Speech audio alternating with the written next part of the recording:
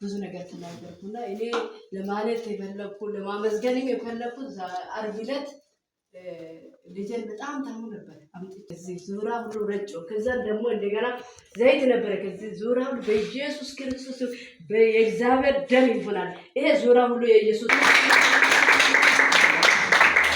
እና እግዚአብሔር ትልቅ ነው። ስሙ ይባረክ። ብዙ ነገሮች አሉ፣ ብዙ ወጣ ወረዶች አሉ፣ ብዙ ተግዳሮት አሉ።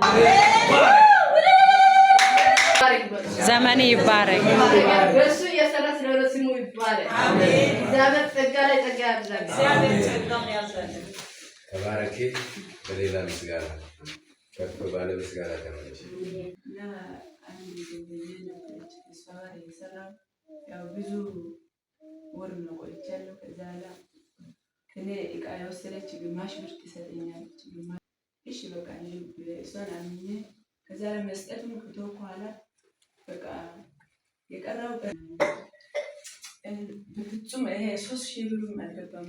ላይ አንቺ አስብ አስታውሽ ይሄ ምን በፍጹም እና ያውቃለሁ እኔ ላይ ላንቺ ነው የሚሰጠው ብሩን መልሰሽ አንድ ላይ ጻፍሽ ነው ላንቺ ነው የሚሰጠው ቀንሰሽ ቀሪ ብለሽ አጽፍኝ አንድ ላይ ጻፍሽ ነው አይደለም 3000 ብር አልገባም። እኔ ላይ ያለው 2000 ምናምን ብር ነው።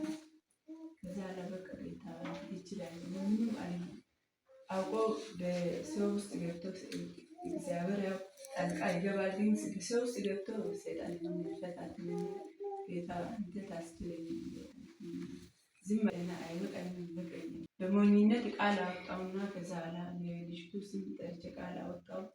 ከዛ እሷ ጋር የሄድኩ አንድ ቀን ማለት ልጁም እያገለገለ አንቺ ምንም አትበይ ዝም ብለሽ ከዛ ላይ እሷን ሄደሽ በተረጋጋ ጠይቂ እሷ ታምናለች። አምና ለአንቺ ብሩን ትሰጣለች።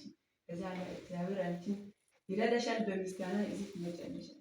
በቃ እውነት ነው የተባልኩና በቃ ውስጥ ሊያምን አልቻለም። እንደዚህ ኪዳኝ እንዴት ታምናለች? ግን ጌታ እንዴት ይችላል? በሞኝነት አምኜ ከዚህ ሄድኩ።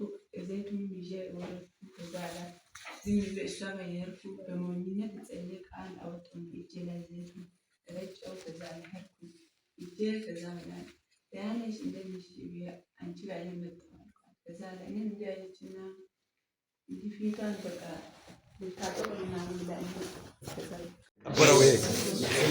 የጸሎት ጉልበቷ ይሄ ከገባ ጊዜ ጀምሮ ሴቷ መጸለይ አልቻለችም።